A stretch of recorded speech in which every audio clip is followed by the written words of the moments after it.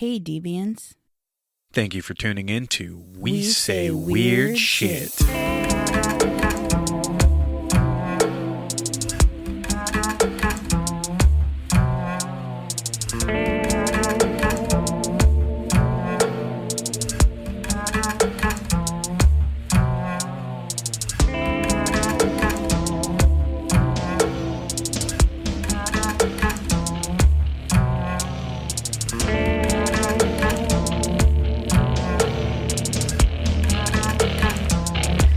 Welcome in, everybody, and thank you for tuning in to another episode of We Say Weird Shit, where we say weird shit.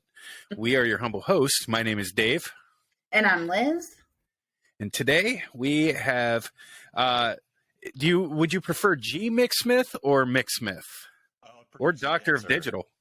Well, Doctor Digital is a podcast, and that's what I go by, but it's Mick, like Jagger, except he makes more money, so Mick is fine. Perfect. Well, everybody, say hello to Mick Smith. And Mick has a very interesting book that it just came out. And why don't you tell us a little bit about yourself? Sure. I've been in education for a long time, so the reason I'm saying there's a background in terms of the novel is that I know how to write because I'm an academic, right? That's the Doctor of Digital comes in. So I know what a subject is, I know what a verb is, I can put sentences together. However, this is the first foray into novel writing, so no, I don't know how to write a novel exactly, right? So I'm learning and learned, and so I did what academics do. I said, all right, you're going to look in something and research it and find out how to do it. So I got a bunch of books and articles and said, how do you write characters? How do you write dialogue? How do you arrange and structure a novel and things like that? So I think I came better prepared for this. And then I think, like anything, you have to have a good story or no one's going to read, right? So you wake up in the morning and somebody brushes their teeth is not going to get somebody engaged and involved in a story. So I think I had a good story. And I think in terms of background, I said, I shouldn't be sitting on it because actually I did. There are some of these things that were real events actually happened. So around 1998 to 2001. And a very similar experience happened to people that I came across and I knew. And I said, well, this is probably a little bit more common than I might think. And I think maybe I've got a good story to sort of resonate with other people who have been to a similar experience or can relate to it. We picked up a digital copy of your book. I'd like to get a hard copy of it as well. And where would we be able to find Burning America? Yeah, it's a good question. So one of the things that I do, because I have several things that I actually do, digital marketing is one. So I have a website like a lot of other people, but it's burning-america.com is the personal site, burning-america.com. So if you want a personalized copy, I can autograph it or say, hey, I want it for my Aunt Margaret and, it's her birthday and something like that. But it's also available on Amazon, Barnes & Noble, and Walmart as well, too. So it's got a pretty good distribution network there. But you see a bigger margin on the burning-america.com, correct? That is. And the advantage, I think, for the person, because, I would like to try to be more personalized, too, because buying on Amazon, so you're there with millions of other people all over the world. But I actually make direct contact with a lot of people. I'll make a personal statement in the book where I'm addressing somebody. If they want an address, I'll write to them, so I'm trying to build a community as well, too. So I do have a community as Burning America community. And what I'm trying to do is honestly just help people. And with other couple projects down the road and in process, I think I can do that and engage people in a community. So if you want the more personal touch, that's the way to get a hold of me. Oh, yeah. I'm going to have you write a personal note to me, right? Yeah, and I won't say the name of the podcast because, Mom might be listening and she might read it. But, I'll put that something personal too, yeah. Love it. That's fair. So why don't you give us just a little taste of what your book's about?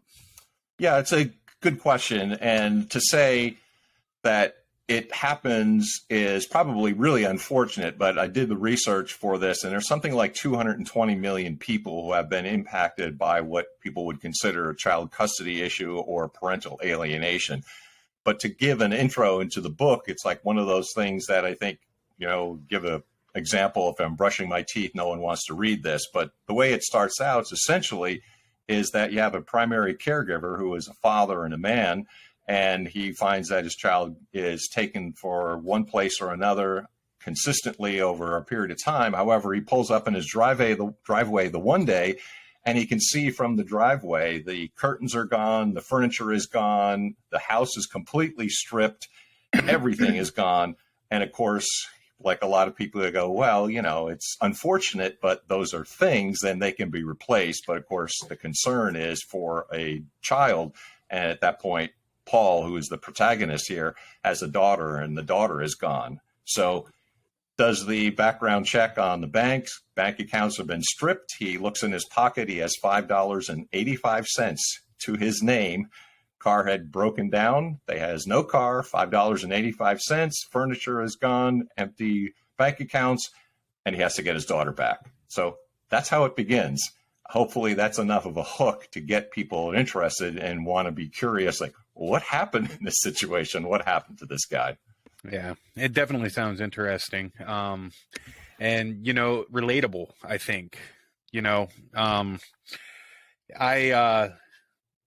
I've been in a situation, I do have a child, and, his mother and I are no longer together. And he's an adult now, which is fantastic. But, it's one of those things that, children are so often used as weapons. And I think it can kind of create some sort of animosity as well, and it's a problem. I think, especially like Liz and I, we both know somebody who's in that same situation as well. Like, we're relatable.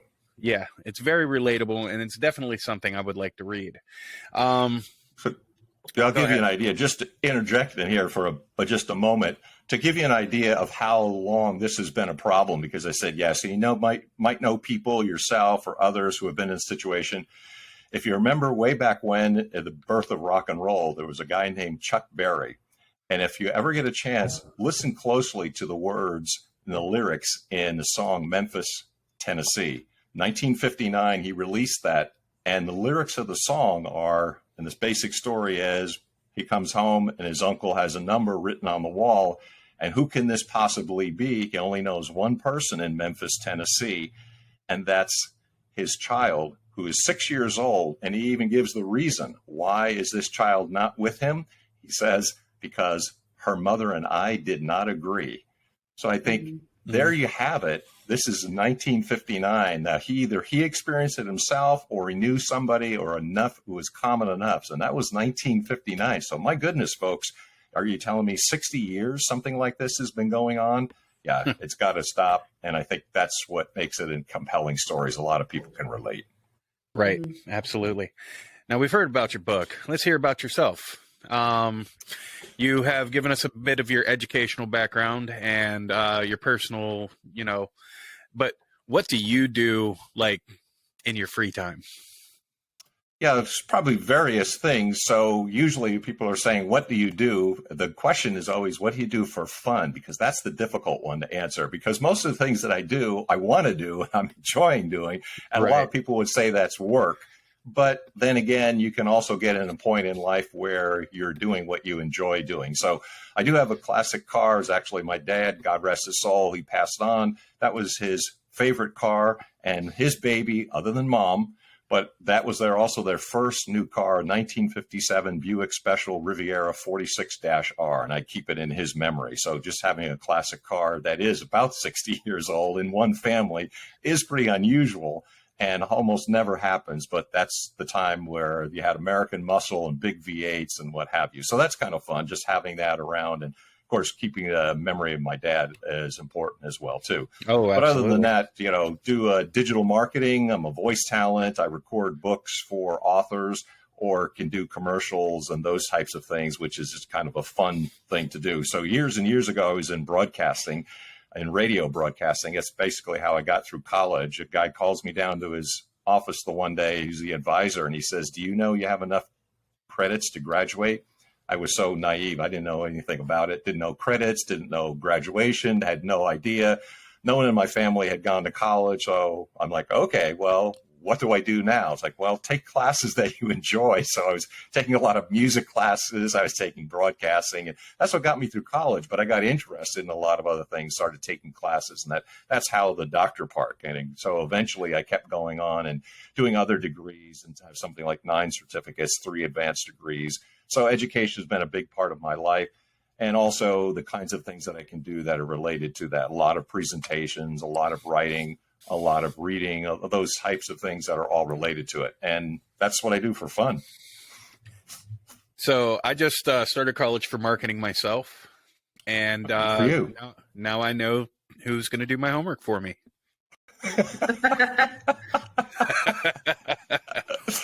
Well, glad to help people. Yeah, if you need some assistance, in all seriousness, yeah, because it's definitely what is the going and a winning proposition. It's good timing. There's the so-called digital transformation that's going on. Everything is moving towards some sort of digital component. All businesses, everybody. So it is a good field to get into. And I see it coming. And that's why I chose to go into it like now, because it, just like the medical field, as soon as they see people like going toward it, it's going to saturate the market, and then there's not going to be anything left for it. But we're in an age now where like technology and computers, and that is everything. I mean, I'm sure you remember, even as few years ago is like the 90s, where like we used the internet to escape from reality, but now we're using reality to escape from the internet. It's just everywhere you look. You got metaverse. Exactly. It's going to be some sort of 3D world, or some sort of in surround sound, surround vision world. And yes, so the future is here, basically. That's what it would come down to. Yeah. The year 2000. Yes. Oh my God. I remember that. Like that was like the thing of the 90s. Everybody's just like, the year 2000, we're going to have Y2K flying cars. And yeah, that was an experience. The Y2K. Well, some of it is here. I mean, if you think about, you guys are young people, but the Jetsons that we used to watch as the comic strip, or the comic on television, some of those things are here. I mean, are there possible, so a lot of the communications that they had, the fact they're flying cars, and they do have examples of that around. So some of those things are here. I mean, people were thinking ahead and saw the future, and some of those technologies are with us, and you can't stop it. It's kind of like, it's the train that's keep on going, and it's going to continue to go. Now, babe, you have been quiet this entire podcast, and usually you are just full of questions. I know you got a couple under your hat.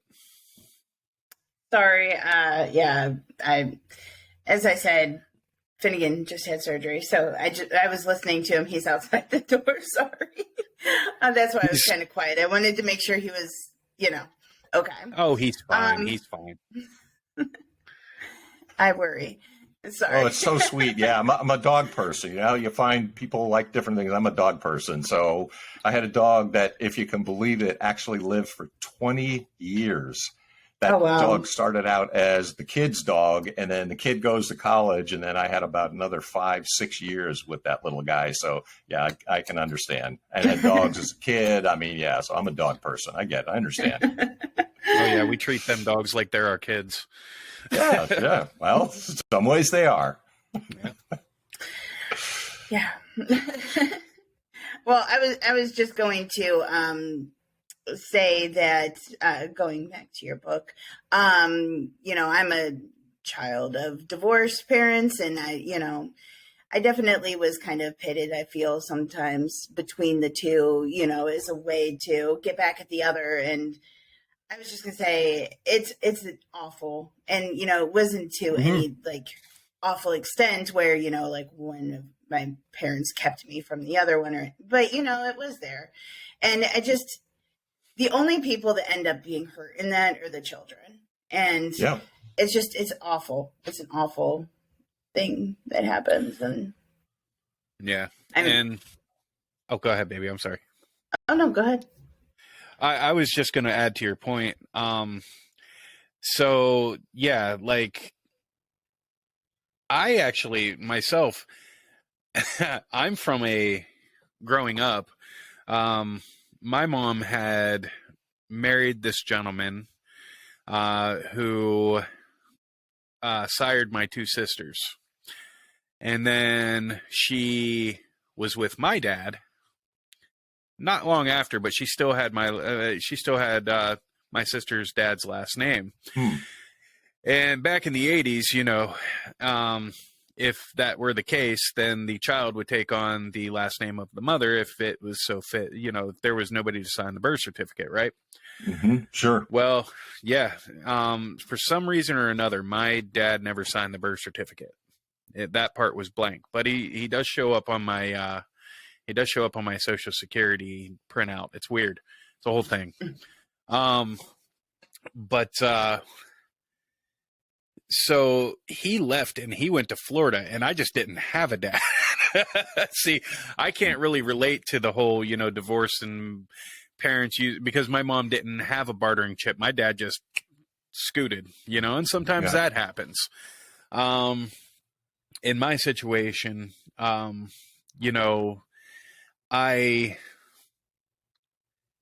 wanted to be there, and she disappeared with the child.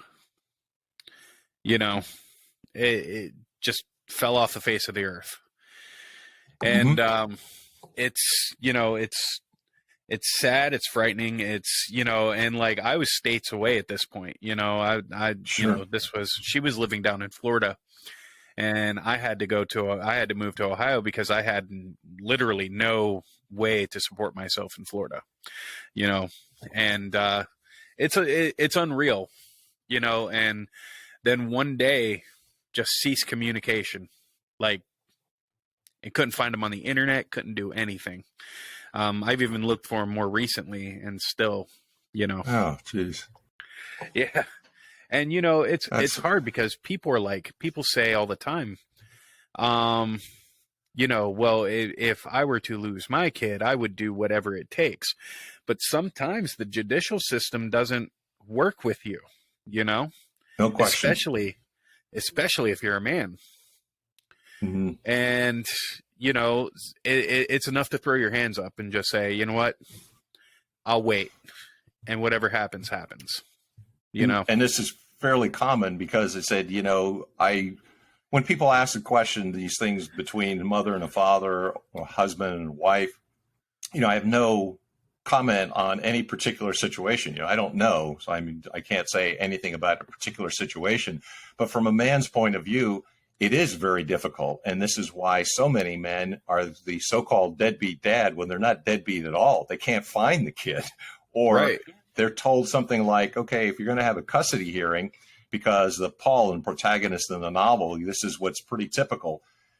Dad finds out there's a custody situation going on, and then they're ordered to have child support. And this is after 3, 4, 6 months. And then they get a bill for like $10,000. Well, like, where's this guy supposed to get $10,000? It's not like, he's gone to his boss and they say, okay, now I have to support 2 households. I had 1 income before. Now I got 2 households. Well, how do people do that? And it's impossible. And therefore, for a lot of men, they just find that, it's much easier because of so much pain and so much agony. Look, I'm just going to bail out, and hopefully that someday the child will come back, because a lot of times children do seek out the parents and seek out their natural parent, but it's going to take a while. They have to be an adult before that happens. Right. And that's actually what happened between myself and my dad. I met my dad when I was 20 years old. And he was found through unconventional means, and I can't exactly say it without, putting putting somebody under the microscope for that one. But he was found by unconventional means, and I was asked if I would like his phone number, and I said yes, I would like his phone number. Sure. Because when you're growing up and you're told, that you have a dad, but he just left. Hmm. You want to know why. You want to figure it out, you know? Yes. I want to throw on my detective cap and, you know, I knew he Sure. went to Florida. Hmm. I had, you know, that's all I knew. And when he was found, he was in Florida, but that wasn't where he landed. Like, that's where he I ended see. up later in life. Um, but when I found him, he had already took on a whole new family. Yeah. And you know, it was almost like I was a byproduct. Not to him, but his family. It was like I Well, got in the sure. way. You know, I Yeah. got in the way. And I mean, I love that family now. They're, you know, but like back then it was almost like I was breaching into different territory with people Yeah. I didn't know. And, you know, Sure. it was just a weird situation. But I finally got to talk to my dad, and he was not the most communicative person. When it came down to like, Hmm. it, if I asked him a question, he would dance around it. You know what I mean? And after I moved away and I moved back home, you know, I live in Ohio now. Um, I would have to call him to get a happy birthday, you know, like, and stuff like that. It's almost like he didn't try, but that was just in his nature. And from what I understand, he bailed on anything that had responsibility attached to it. Even this new family, he tried to bail on them a couple of times, but his wife was tough, and Hung in she would there. always drag him back. Yeah. But you know, and like me and him formed a relationship based on that, but I was always poisoned against him when I was a kid, you know. Yeah, he Yeah. did this and he did this, you know. When I came to his house and he kidnapped you, and you know, when I found him, you were sucking on a broken beer bottle. And then like years later, I have reconnected with some family who knew my mom back then and gave me the real story. And it was, he was trying to be a father to me, and she actually just dropped me off at my grandma's house one day and didn't come back for 2 months. You know, and these are sources that I would believe that, you know, it's not like they were a neutral party. It's not like they were, you know, for one side or the other. Mhm.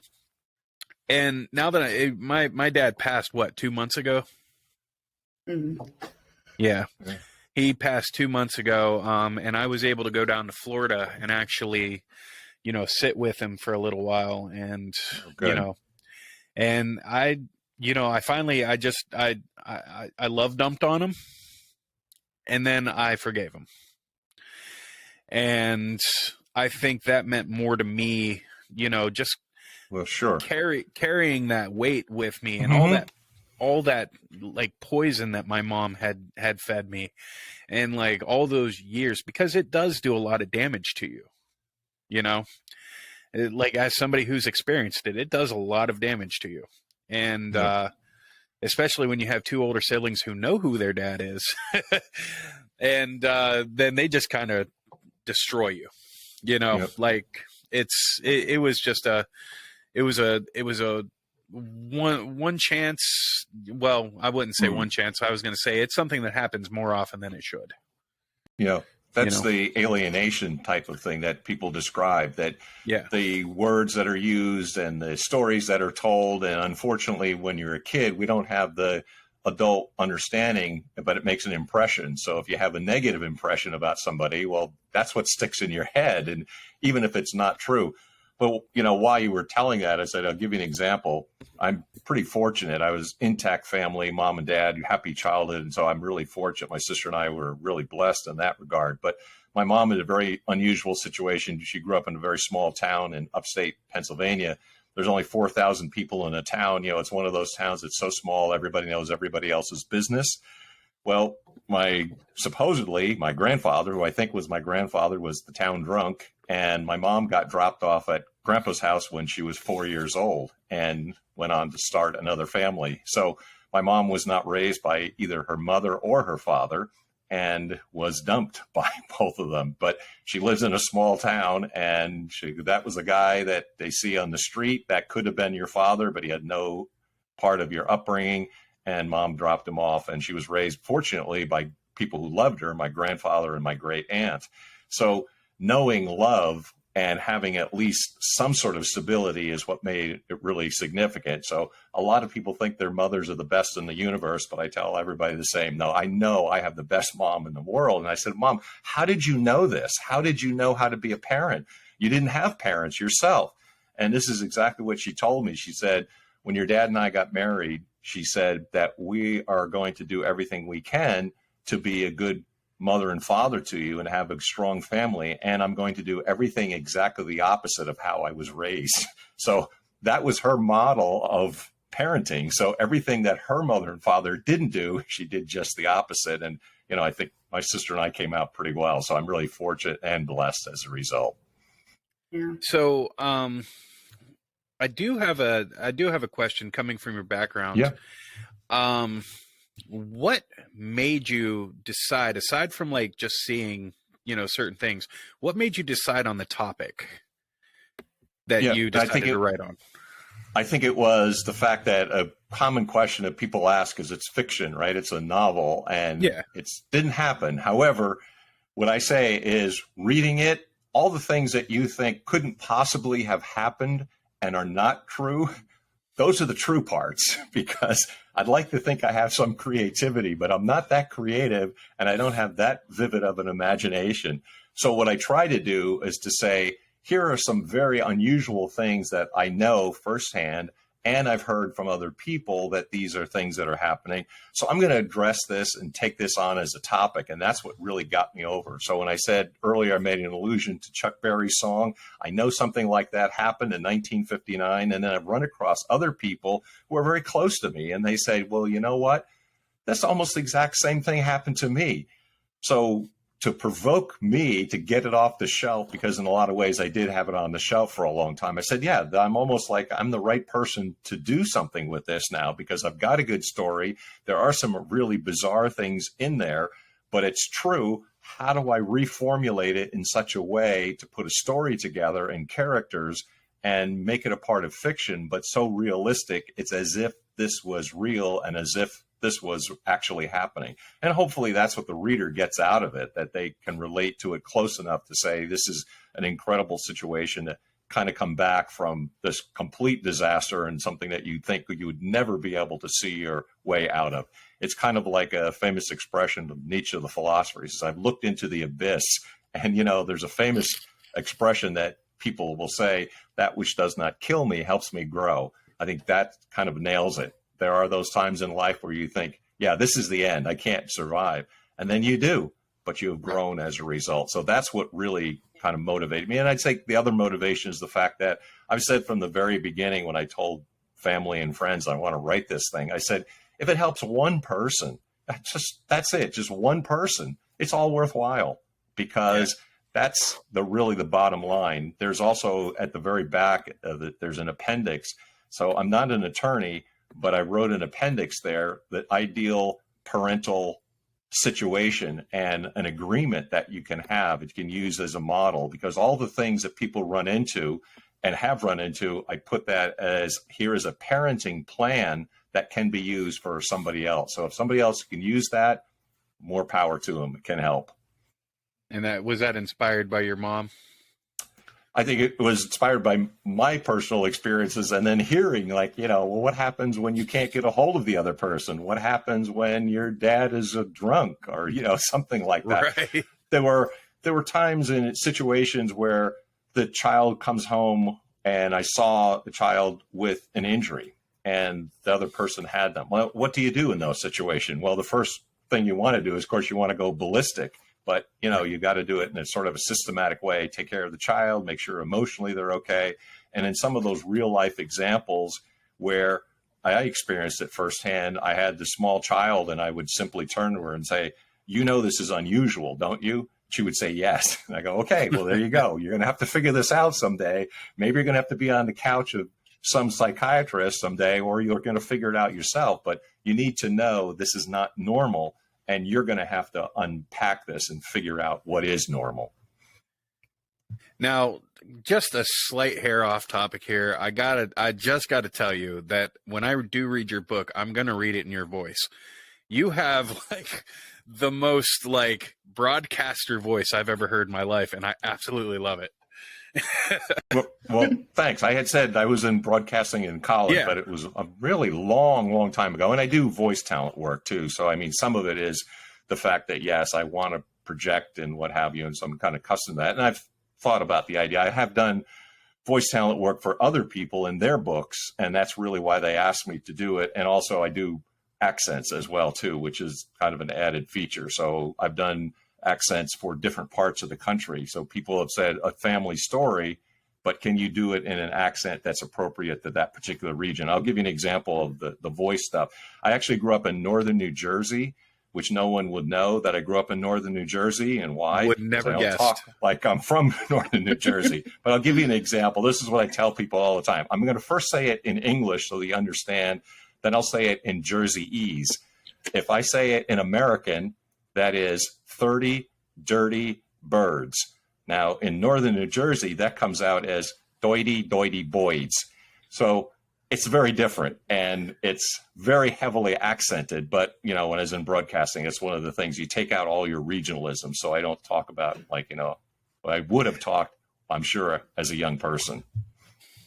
And see, that's kind of funny. Like, I've noticed that, like, dialect changes, especially in the South, like the Northeast and the South.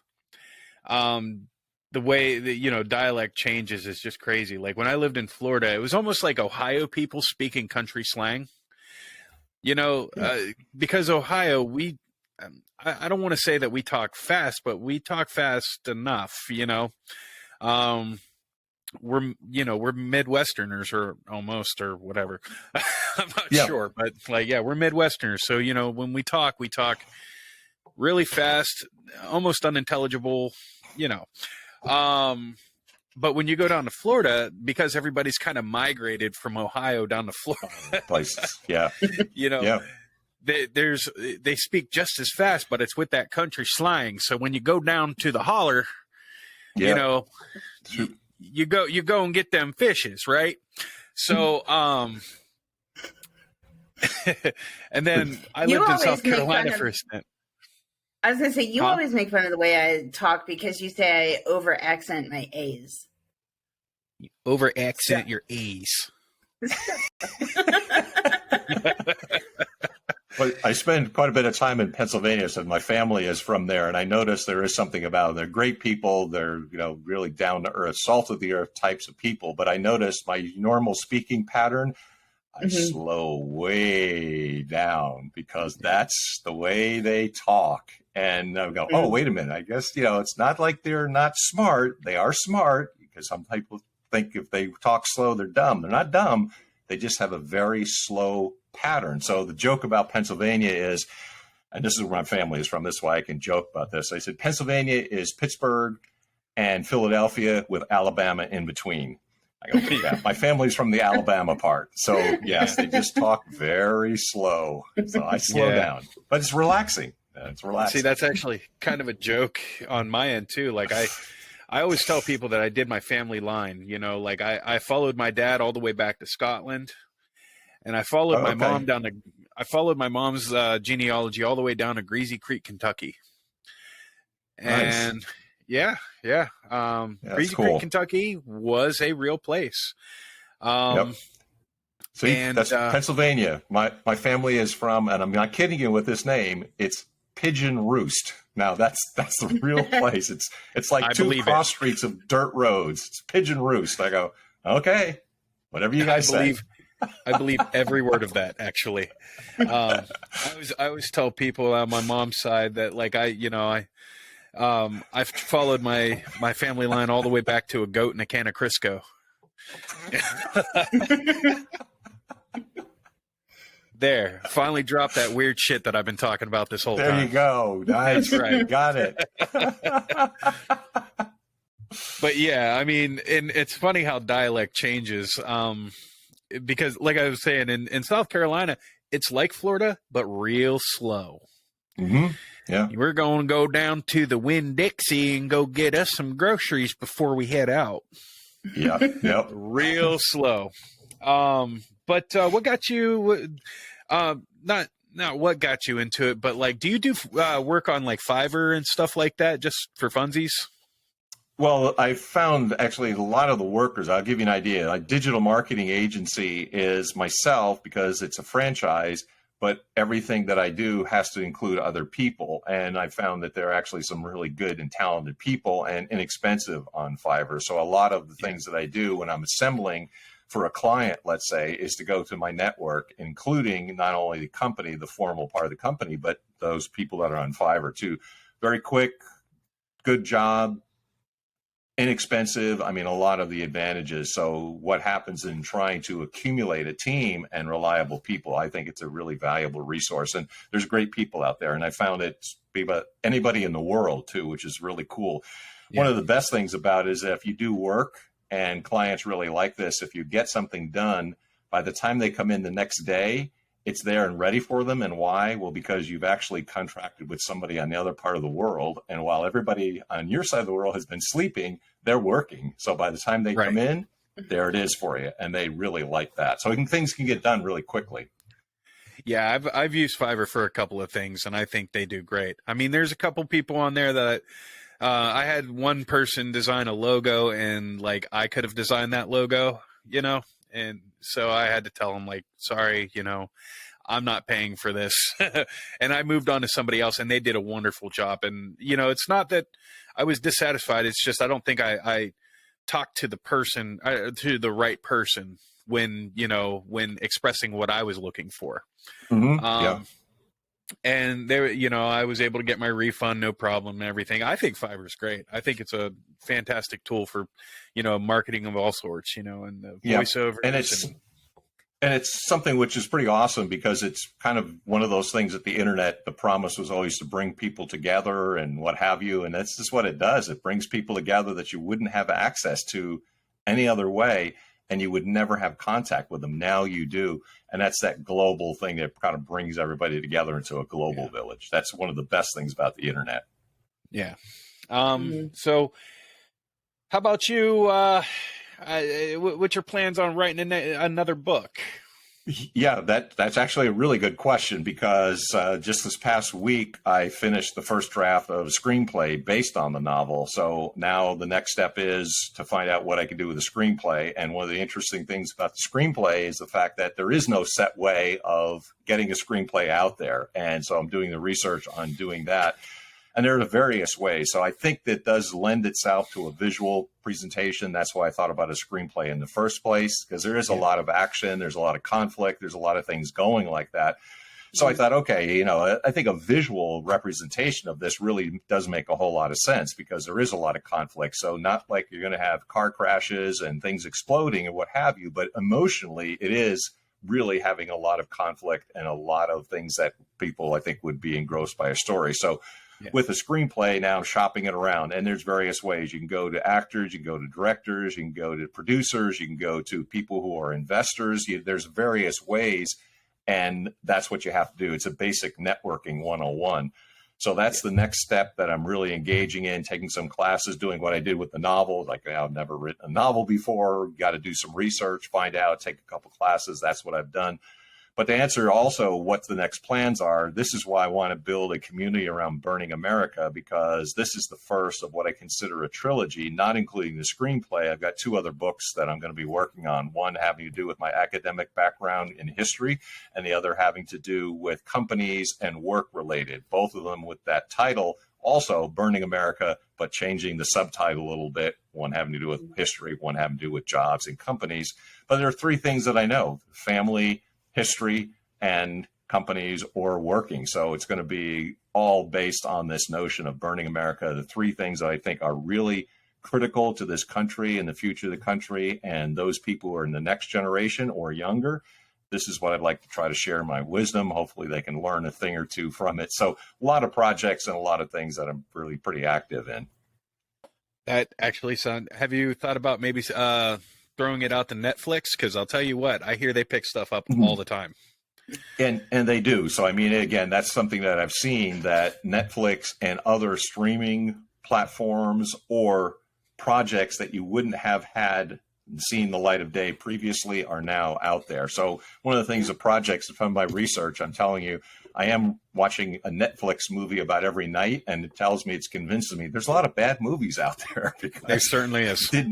I didn't watch that many, actually, you know, because I don't really do a whole lot of television and movies and what have you. But I'm realizing there's not a whole lot of quality all the time. So I think, well, it's like anything else. If I was talking to a mechanic and there's a good mechanic and a bad mechanic, I'd go to the good mechanic. That's kind of what I'm hoping there. So I'm going to try to do the good mechanic approach and say, well, okay, I see all these bad things. Let me see if I can get a really good story, which is really dramatic, really emotional, really involving, and say, here's a story that people can understand and can relate to, and hopefully I come out with a good project, because it's going to be, I think, different. It's not the same kind of nonsense you see. It's not the cliche. It's not the same thing you've seen 1,000 times, and the same kind of characters that you see all the time, over and over.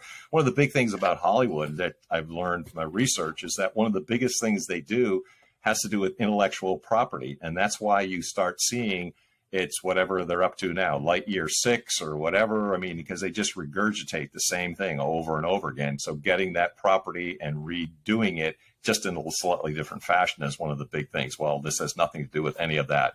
So no flashbangs, no explosions, nothing like that. But I think the story itself is explosive. You have to have real actors. You have to have a real story. And I think that's what people would be willing to listen to and see and watch and enjoy. And it sounds like something Liz and I would probably get into. It just sounds like it's full of emotions. And Liz, she loves watching movies that has all the feels.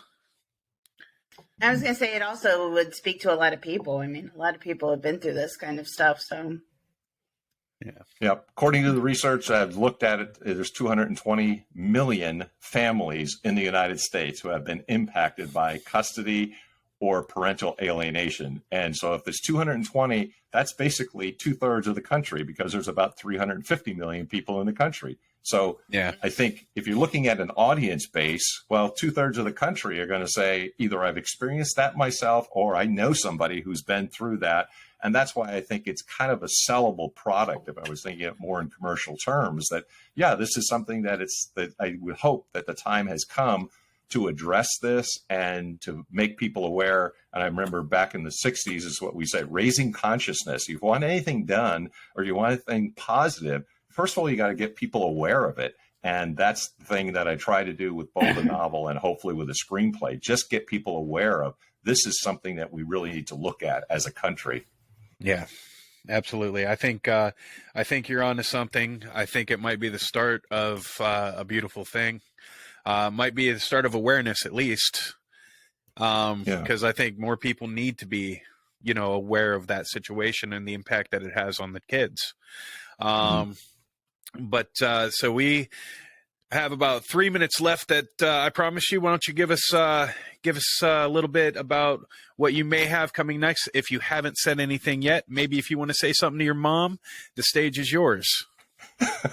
Yeah, Mom. She's 85 years young. So she has been one of the primary people in my entire life, both Mom and Dad. I said, I'm really blessed. I'm really one of those people that were in a generation, that intact family, Mom and Dad at home. The largest amount of noise that ever came from our family might have been from my mom and my mom's laughter, because there just wasn't any sort of unsettled kind of thing. Nobody yelled, nobody screamed. Everybody was very calm and rational. It was a great family to grow up in. But I also think that being aware of what's coming, and if you don't mind a plug or two, Instagram Burning America is really where people can find out all the things that I'm working on. So I'm always putting things out there. Pictures, I've asked people when they read the book, hey, if you don't mind, take a picture of you reading the book. One of my good friends back east, she has her dog while you're reading it. And I said, great, I love this little tiny dog, a Papillon, a little 3-pound, great little pup. Oh, yeah. And I said, hey, they are cute as heck. I mean, it's 3 pounds, the cutest dog. I would say this dog is Cocomotion, because it just has a lot of motion to it. But I said, I don't want to dog you, but please pick up a copy of the novel. So a little slogan there with it as well, too. And then, again, also trying to get people to say, be aware, tell people, read, and hopefully get the story out there. And that's what I'm hoping for. If I can get that one person, I said that, then I would feel better that the effort and the time and the expense of putting something like this as a project together would be really worthwhile. Well, that sounds wonderful. And I urge everybody to go onto our website and go to Mick's episode. You'll be able to find his profile there. Should have all of his socials. You put your socials on there, right? I sure hope so. Yes. And I'll tell you. If not, we'll add them later. There. If not, we'll add them later. But yeah, you'll be able to visit his all of his socials on our. Follow him. Give him some love. Share his book. Let everybody know that this is the next step in making America better. And Mick, Okay. I want to thank you so much for being on today. You have inspired me, and I hope to stay in contact with you. And I'd like to have you back on one of these days, maybe on your next venture, when you get that screenplay out there, turn it into a movie. That'd be awesome. Both you guys really terrific today. I love the fact that you are a good working couple together. Kudos for you guys. The fact that you love dogs. Yes. We're same people here, understand completely, right in there. And, we went through this whole thing and we hardly ever did anything weird. You guys seem really normal, really terrific people. That's awesome. Listen to some of the older episodes. Okay. Will do. We kept it PG for Mom. Thanks. She would appreciate it. All right, Mom. You're welcome. I got you next time, though. All right, Mick, I'm going to go ahead and I'm going to wish everybody adieu. Thank you guys for tuning in today. We are your humble hosts. My name is Dave. And I'm Liz. And we will see you next week. Thanks, guys. See ya.